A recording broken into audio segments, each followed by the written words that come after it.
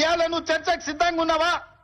గోదావరి జలాలను రాయలసీమకు తరలించకపోయినని రోజమ్మ పెట్టిన రాగి సంకటి రొయ్యల పులుసు తిని రాయలసీమను రతనాల సీమ చేస్తా అని చెప్పిన చవటవు నువ్వు కాదా అని నేను అడుగుతున్నా.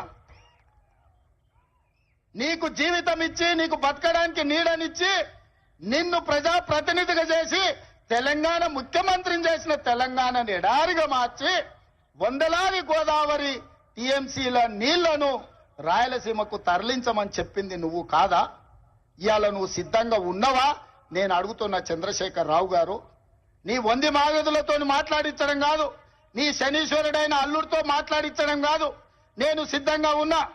గోదావరి బంకంచెల్ల ప్రాజెక్టు మీద నువ్వు చర్చకు రా.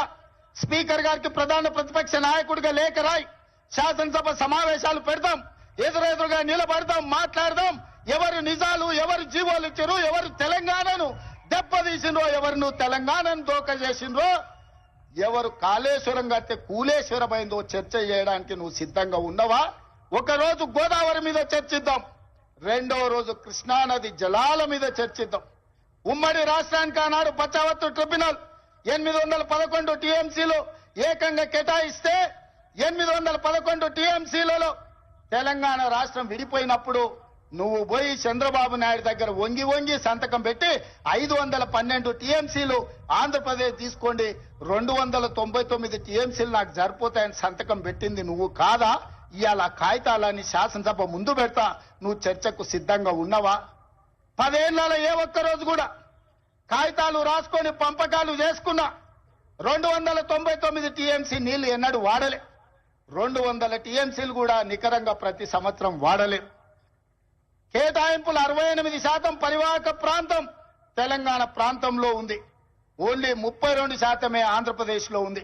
ఆ లెక్క ప్రకారం అంతర్జాతీయ జల విధానంలో 555 టీఎంసీలు తెలంగాణ రాష్ట్రానికి రావాలి. కానీ ఆంధ్రప్రదేశ్ కి 512 టీఎంసీలు ఇచ్చి తెలంగాణకు కేవలం 299 టీఎంసీలు సంతకం పెట్టి శాశ్వతంగా తెలంగాణకు మరణ శాసనం రాసింది చంద్రశేఖరరావు కాదా? సంతకాలతో సహా ఆధారాలతో సహా అసెంబ్లీకి వస్తా, చర్చించడానికి నువ్వు సిద్ధంగా ఉన్నవా అని నేను అడుగుతున్నా. ఆనాడు నువ్వు ముఖ్యమంత్రి ఉన్నప్పుడే రాయలసీమలో ముచ్చుమరి కట్టింది చంద్రబాబు నాయుడు, నిజం కాదా? ఆనాడు నువ్వు అధికారంలో ఉన్నప్పుడే జగన్మోహన్ రెడ్డి ఇదే ప్రగతి భవన్ లో రాయలసీమ లిఫ్ట్ ఇరిగేషన్ కు జీవోలు ఇచ్చి టెండర్లు పిలిచింది, నిజం కాదా? పోతిరెడ్డి పాడు పొక్కను పెద్దది చేసి రోజుకు 10 టీఎంసీల నీళ్లను తరలించకపోవడానికి సంతకాలు చేసి ప్రణాళికలు అమలు చేసింది నువ్వు ముఖ్యమంత్రిగా ఉన్నప్పుడు కాదా? ఆధారాలతో సహా నేను వస్తా, నువ్వు రా చర్చకు. కృష్ణా నది మీద మనకు నువ్వు రావాల్సిన నీళ్లను శాశ్వతంగా ఆంధ్రప్రదేశ్ కు తాకట్టు పెట్టి తెలంగాణ రైతాంగం మీద మరణ శాసనం రాసింది నువ్వు కాదా? చేసిన తప్పులను కప్పుపుచ్చుకొని మొక్కం జల్లక ఫామ్ హౌస్ లో పడుకొని ఇవాళ నీ అల్లుడిని ఊరి మీద వదిలేసి అచ్చోసిన ఆంబోతులాక నన్ను తిడుతున్నాడు. నేనేం చేసినా? నేను వచ్చినాక సీతారామక్క నీటికి 65 టీఎంసీల కేటాయింపులు తీసుకొచ్చిన. ఇవాళ సమ్మక్క సారలమ్మ ప్రాజెక్టు నీటి కేటాయింపుల కోసం మోడీతో కొట్లాడుతున్నా. నువ్వు వదిలేసిన తుమ్మిడేటిని ఇవాళ ఎట్లయినా కట్టి ఆ తుమ్మిడేటి ద్వారా శ్రీపాద ఎల్లంపల్లి శ్రీరామ్ సాగర్ కు నీళ్లు తెచ్చి ఈ రోజు ఉత్తర తెలంగాణను సస్యం సామలం చేయాలని నేను ప్రయత్నం చేస్తున్నా. నువ్వు ఆపేసిన పాలమూరు కావచ్చు, నువ్వు ఆపేసిన కల్వకుర్తి కావచ్చు, నువ్వు వదిలేసిన నెట్టంపాడు కావచ్చు, నువ్వు నిర్లక్ష్యం వహించిన భీమా ప్రాజెక్టులను పూర్తి చెయ్యాలని ఈ రోజు నేను నిరంతరం ప్రయత్నం చేస్తున్నా. నీ తప్పిదాలను కప్పిపుచ్చుకోవడానికి ఇప్పుడు చెప్పిండంట ఆయనకు, నీకిగా సంజీవిని గోదావరి జలాలే అని, సచ్చినోని బతికిచ్చేది గోదావరి జలాలే అని. అసెంబ్లీ అప్పుడు అధికారం పోయింది, పార్లమెంట్ అప్పుడు డిపాజిట్లు పోయినాయి, 0 వచ్చింది. శాసన మండలికి వచ్చే వరకల్లా పోటీ చేయడానికి అభ్యర్థులు దొరకలేదు.